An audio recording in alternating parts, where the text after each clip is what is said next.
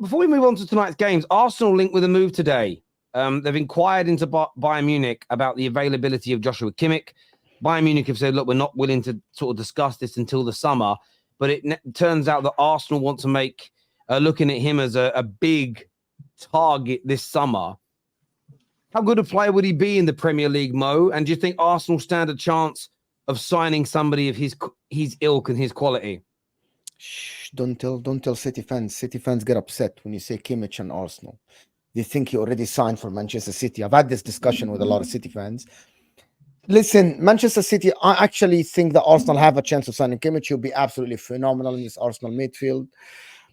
Would he choose Arsenal over Manchester City? I think that's the $1 million question, to be honest with you. Would he leave Pep and work with Arteta?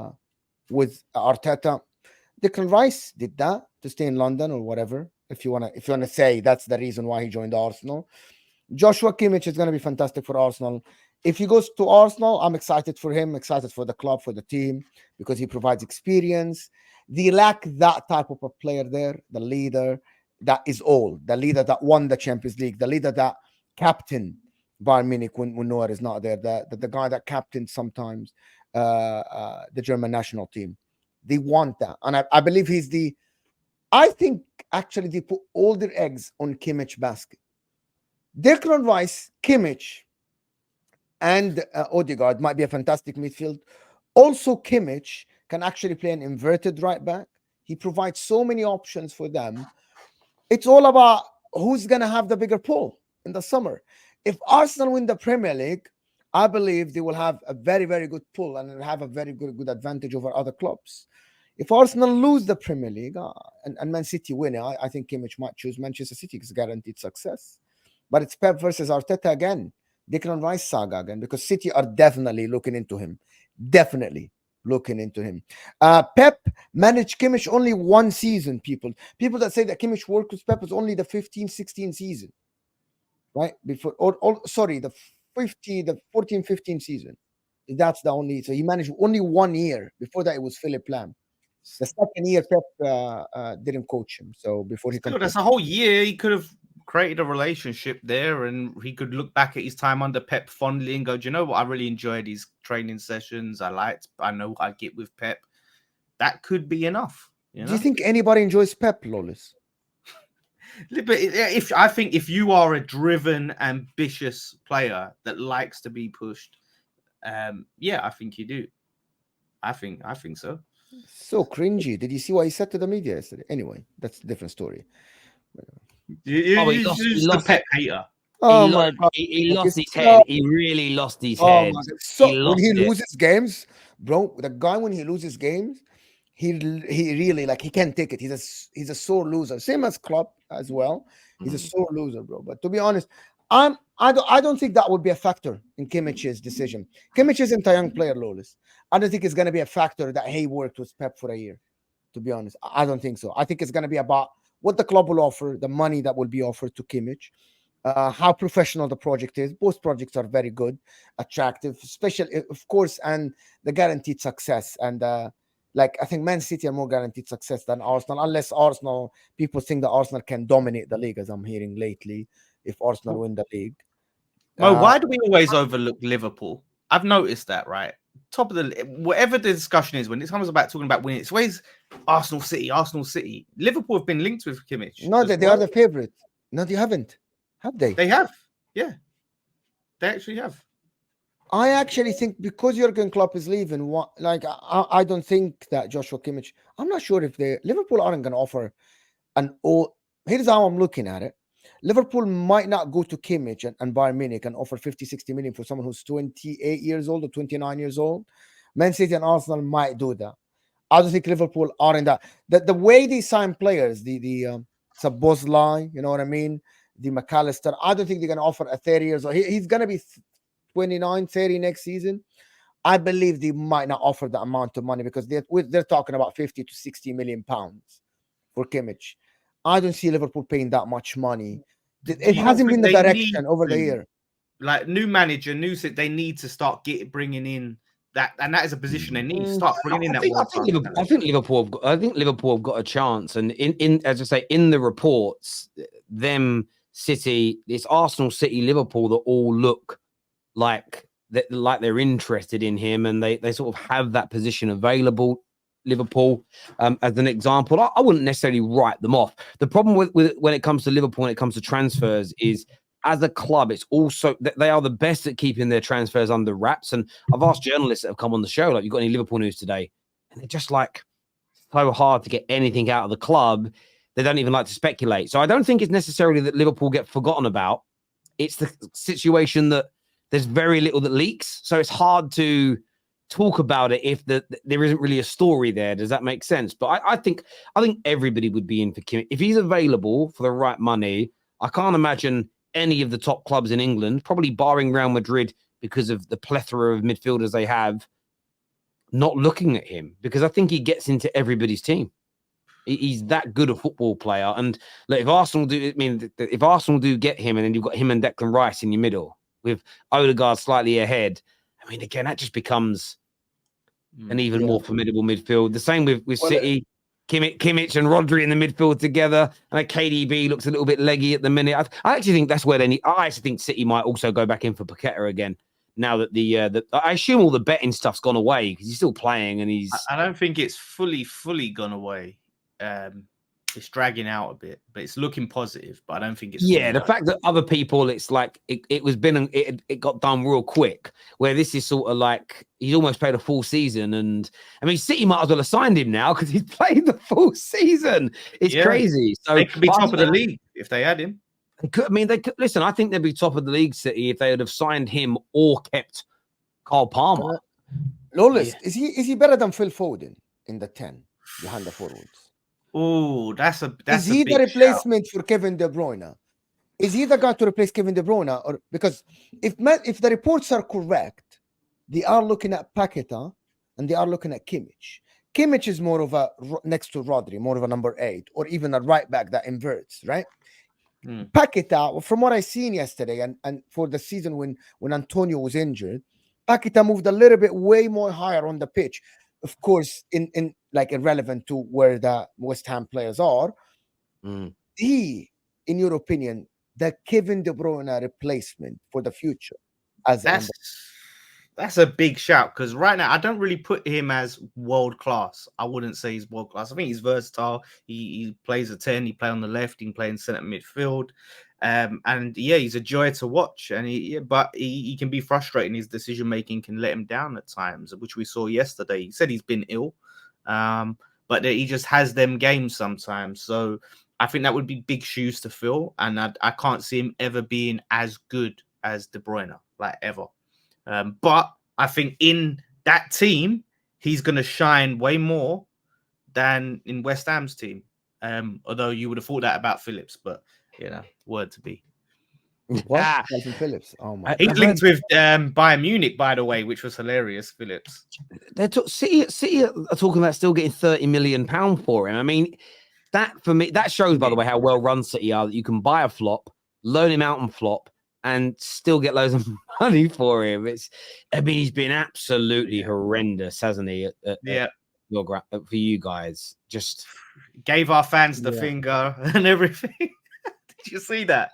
Yeah. And then I saw the PR yesterday. I didn't like that from him, but yeah, I know. Like, come on, just go to the bus, bro. This guy has gone from starting up front starting in midfield for England, being a player that everybody was interested in, the best manager in the world buys you, to being someone that West Ham fans, with respect, mock. Do you believe it's Pep's fault or is it his fault? A bit of both.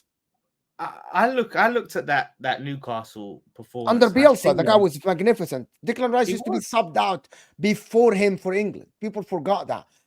Calvin Phillips was the guy in that midfield, and Declan Rice used to be the guy that gets subbed out. Right? Look at where Declan Rice is now. With Rice, them two together, Rice holding and Phillips advancing, he was excellent. But I look at it, it seems like a mentality issue for me when I look at him, and it's like he's on there. He looks like he doesn't believe in himself. He's not giving everything on the pitch.